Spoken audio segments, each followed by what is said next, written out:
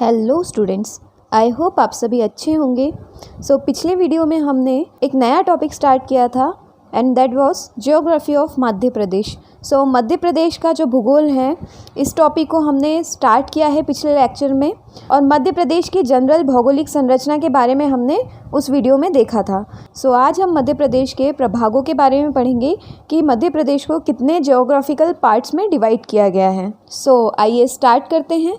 हमने देखा था कि मध्य प्रदेश को मेनली 3 जियोग्राफिकल डिवीजन्स में डिवाइड किया गया है एंड वो है central highland, Satpura Maikal range और ईस्टर्न प्लेट्यू या पूर्वी पठार या बघेलखंड का पठार। और फिर अगेन सेंट्रल हाईलैंड या मध्य उच्चवर्ती भूमि को 5 पार्ट्स में डिवाइड किया गया है: मध्य भारत, बुंदेलखंड पठार, रीवा पन्ना का पठार, मालवा का पठार और नर्मदा सोन वैली।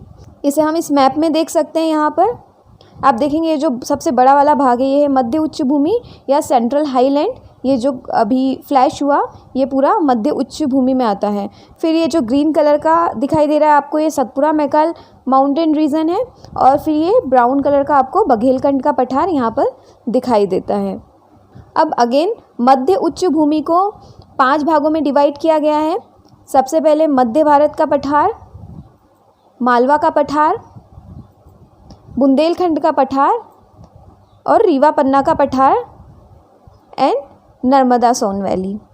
आप याद रखिएगा। अब हम इन सारे प्रभागों को या सारे डिविजन्स को एक एक करके पढ़ेंगे।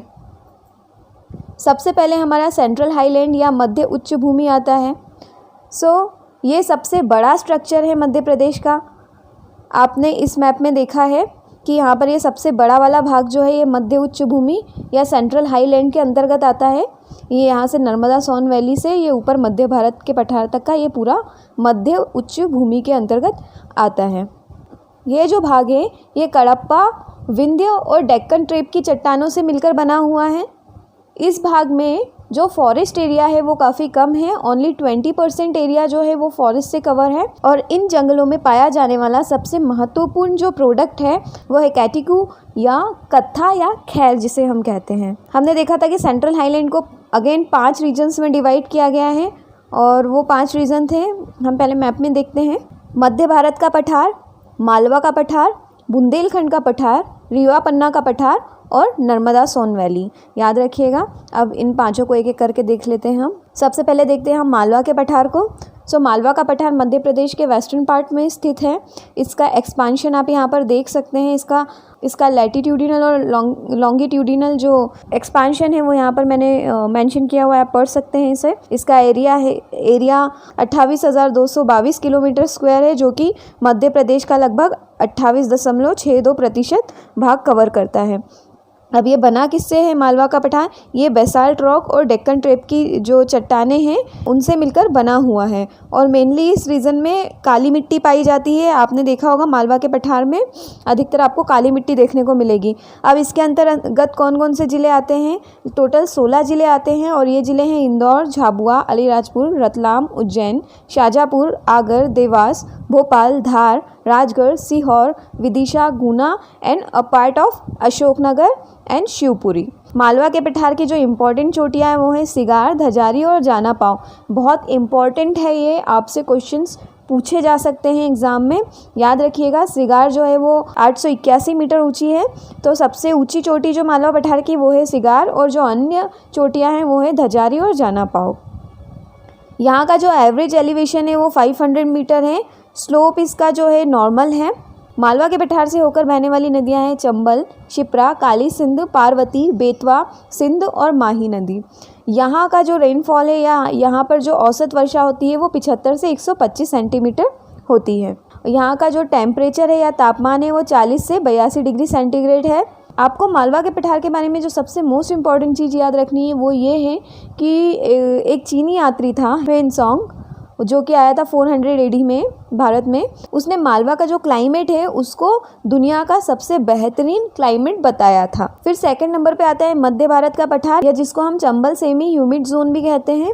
ये जो है मध्य प्रदेश के नॉर्थ में स्थित है और राजस्थान और यूपी से लगा हुआ है। इसका एक्सपांशन यहाँ पर मेंशन्ड है। एरिया इसका लगभग मध्य प्रदेश का 10.68% ये कवर करता है, जो कि 32,896 किलोमीटर स्क्वायर है। ये विंध्यन रॉक्स और कडप्पा चट्टानों से मिलकर बना हुआ है। यहाँ की मिट्टी के बारे में बात करें तो नीस और एलुवियल जो डिपोजिशन है उससे मिलकर ये बनी हुई है मिट्टी। इसके अंतर्गत आने वाले ज़िले हैं मंदसौर, नीमच, ग्वालियर, मुरैना, श्योपुर, भिंड और अ पार्ट ऑफ शिवपुरी। इसकी औसत ऊंचाई है 400 मीटर। इसका स्लोप या ढलान नॉर्थ टू साउथ की तरफ है। यहाँ से होकर बहने वाली नदियाँ हैं चंबल, कुनो और सिंध। यहाँ की औसत वर्षा 100 से 125 सेंटीमीटर है। यहाँ का टेम्परेचर जो कि 15 से 44 डिग्री के बीच में रहता है। रेविन्स, बीहड़ या जो कि बनी है गली इरोजन से, are the specific geological features present in the Chambal valley. जब हमने चंबल संभाग पढ़ा था तब भी हमने देखा था कि यहाँ पर काफ़ी सारे रेविन्स या बीहड़ों का निर्माण हुआ है और वो बना है चंबल नदी के कारण। चंबल नदी जब यहाँ के जंगलों से और यहाँ की भूमि से होकर बहती है तो वो अपने रास्ते में काफ़ी सारे गड्ढे और गर्तों का निर्माण करती है, जिन्हें हम रेविन्स या बीहड़ कहते हैं। और ये जो मृदा अपरदन होता है चंबल नदी के कारण, इसको गली इरोजन या अवनालिका अपरदन भी कहा जाता है। याद रखिएगा, ये क्वेश्चन भी कई बार आपसे पूछा जा चुका है कि चंबल नदी के द्वारा होने वाला जो मृदा अपरदन है वो किस प्रकार का अपरदन है। तो वो अवनालिका अपरदन या गली इरोजन या फिर किस चीज़ का निर्माण करती है चंबल नदी अपने रास्ते में, तो बीहड़ों का निर्माण करती है। फिर थर्ड नंबर पे आता है हमारा रीवा पन्ना का पठार, या जिसे विंध्यन पठार भी कहा जाता है। ये विंध्यांचल पर्वत के नॉर्थ साइड में है, या जिसे हम विंध्यन कगारी क्षेत्र के नाम से भी जानते हैं। इसका एक्सपांशन यहाँ आप लैटिट्यूडिनल और लॉन्गिट्यूडिनल आप देख सकते हैं। रीवा पन्ना पठार का जो एरिया है या क्षेत्रफल है वो 31,955 किलोमीटर स्क्वायर है, जो कि मध्य प्रदेश का 10.37% है। ये जो पठार है ये भी कडप्पा और विंध्यन रॉक से मिलकर बना हुआ है। अब देखिए, जो कडप्पा चट्टानें हैं वो फेमस है हीरे के लिए, क्योंकि कडप्पा चट्टानों में ही हीरा जो है वो पाया जाता है। और विंध्यन जो रॉक्स हैं उसमें लाइमस्टोन या चूना पत्थर काफ़ी मात्रा में पाया जाता है। अब रीवा पन्ना के पठार में कौन कौन से ज़िले आते हैं, तो वो आते हैं रीवा, पन्ना, सतना और दमोह। यहाँ की सबसे ऊंची जो चोटी है वो गुडविल चोटी है, या जिसे कालूमर या कालुम्बे भी कहा जाता है, और इसकी ऊंचाई है 752 मीटर। और इसे एक और नाम से जाना जाता है सद्भावना शिखर। तो सद्भावना शिखर या गुडविल चोटी कहाँ पर है, ये रीवा पन्ना के पठार में स्थित है और यहाँ की जो है सबसे ऊंची चोटी है। और किस ज़िले के अंतर्गत आती है, ये आती है दमोह ज़िले के अंतर्गत।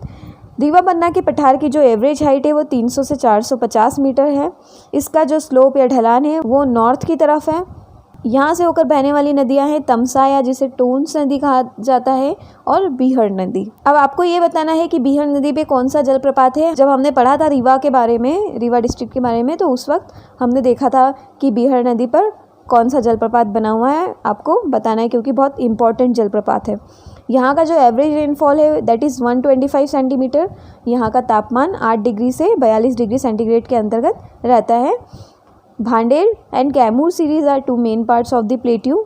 याद रखिएगा, भांडेर और जो कैमूर सीरीज़ है ये भी एक पर्वत श्रृंखला है, तो ये आती है रीवा पन्ना के पठार के अंतर्गत। फोर्थ पार्ट है हमारा मध्यवर्ती उच्च भूमि का नर्मदा सोन वैली, या जिसे रिफ्ट वैली भी कहा जाता है। देखिए, रिफ्ट वैली क्या होती है, मैं आपको समझाने की कोशिश करती हूँ। इमेजिन कीजिए कि समतल भूमि है ना, और किसी भूगर्भीय प्रक्रिया के कारण क्या होता है कि वो बीच की भूमि ऊपर की तरफ आ जाती है, या फिर जो आसपास की भूमि है वो नीचे की तरफ खसक जाती है। तो उससे काफ़ी चौड़ी घाटी का या सक्रिय घाटी का निर्माण होता है, जिसे हम रिफ्ट वैली कहते हैं। तो जो नर्मदा सोन वैली है वो भी एक तरह से रिफ्ट वैली ही है। इसका जो निर्माण हुआ है वो भी इसी तरीके से हुआ है। रिफ्ट वैली को फॉल्ट वैली के नाम से भी जाना जाता है। इसकी जो लोकेशन है वो दैट इज़ सेंट्रल हाईलैंड, और एक्सपांशन यहाँ पर लैटिट्यूड और लॉन्गिट्यूडिनल जो एक्सपांशन है वो मैंने यहाँ पर मेंशन किया हुआ है। इसकी जो एवरेज हाइट है दैट इज़ 300 मीटर, और अगर क्षेत्रफल की बात करें तो वो है 86,000 किलोमीटर स्क्वायर, या मध्य प्रदेश का 27.92% ये कवर करता है। यहाँ से होकर बहने वाली नदियाँ हैं नर्मदा, सोन, ताप्ती और तवा नदी। ये चारों नदियाँ ही काफ़ी इम्पोर्टेंट नदियाँ हैं मध्य प्रदेश की, जो कि नर्मदा सोन वैली से होकर बहती हैं। यहाँ की जो मिट्टी है गहरी काली, एलुवियल और लाल भूरी मिट्टी यहाँ पर पाई जाती है। इस वैली के अंतर्गत जो ज़िले आते हैं वो हैं मंडला, जबलपुर, नरसिंहपुर, होशंगाबाद, रायसेन, खंडवा, बुरहानपुर, खरगोन, बड़वानी, धार, देवास और Betul. It is India's largest rift and fault valley. मैंने आपको बता दिया है कि फॉल्ट वैली या रिफ्ट वैली जो है वो कैसे बनती है। तो ये इंडिया की सबसे बड़ी रिफ्ट वैली या फॉल्ट वैली है। It is very fertile area and also known for soybean, grams, wheat and cotton production. ऐसे यहाँ पर गहरी काली मिट्टी और एलुवियल सॉइल पाई जाती है, इसलिए ये काफ़ी फर्टाइल या उपजाऊ भूमि है। और यहाँ पर सबसे ज़्यादा खेती होती है सोयाबीन, चने की, गेहूँ की और कॉटन या कपास की। जब आप नर्मदा सोन वैली देखेंगे तो उसमें जो सोन वैली आती है उसका ईस्टर्न जो पार्ट है या पूर्वी भाग है वो काफ़ी सकड़ा है, और जो मध्य पश्चिमी भाग है नर्मदा वैली का वो चौड़ा और काफ़ी लंबा है। देखिए, हम एक बार इस मैप में देखने की कोशिश करते हैं, समझने की कोशिश करते हैं। ये देखिए, ये जो ब्लू कलर की आपको नर्मदा सोन रिवर वैली दिख रही है, तो इधर से ये सोन नदी आपको पता है इस तरफ से बहती है। तो यहाँ पर ये जो पार्ट है इसका सोन वैली का वो कैसा दिखाई दे रहा है, आपको सकरा दिखाई दे रहा है। जबकि आप इधर अब जब पश्चिम की तरफ बढ़ेंगे तो ये जो नर्मदा नदी का जो घाटी है, नर्मदा नदी की जो घाटी है, ये काफ़ी चौड़ी और लंबी हमें दिखाई देती है। फिर आता है हमारा मध्य उच्च भूमि का 5वां भाग, बुंदेलखंड का पठार। तो बुंदेलखंड का जो पठार है वो मध्य प्रदेश और उत्तर प्रदेश दोनों के अंतर्गत आता है, और इसका भी जो लोकेशन है वो दैट इज़ सेंट्रल हाईलैंड। इसका जो नॉर्थ वाला हिस्सा है या जो उत्तरी भाग है वो इंडो गैंजेटिक प्लेन्स के अंतर्गत आता है, और जो दक्षिणी हिस्सा है वो विंध्य रेंज के अंतर्गत आता है। आपको पता है विंध्य रेंज ये मध्य प्रदेश के अंदर, और इंडो गैंजेटिक जो प्लेन्स है ये उत्तर प्रदेश वाला हिस्सा है। इसका एक्सपांशन यहाँ पर मेंशन है। एरिया इसका 25,000 किलोमीटर स्क्वायर, ये जो कि मध्य प्रदेश का 7.7% है। बुंदेलखंड का जो पठार है वो बना हुआ है नीस और ग्रेनाइट चट्टानों से, जो कि प्री कैम्ब्रियन काल की हैं। इसकी जो एवरेज हाइट है वो है 300 मीटर। यहाँ की सबसे ऊंची चोटी है सिद्ध बाबा चोटी, जो कि 1172 मीटर है। ये चोटियाँ याद रखिएगा क्योंकि इम्पॉर्टेंट है। यहाँ की जो मिट्टी है वो सैंडी एलुवियल या रेतीली एलुवियल, जो कि काली मिट्टी और लाल मिट्टी का मिश्रण है, पाई जाती है। यहाँ से बहने वाली नदियाँ हैं बेतवा, केन, धसान, पाहुज और सिंध नदी। इसके अंतर्गत आने वाले जो ज़िले हैं वो हैं Tikamgarh, Niwari, Chhatarpur, Datia and some part of Sagar. यहाँ पर जो औसत वर्षा होती है वो 73 से 103 सेंटीमीटर होती है।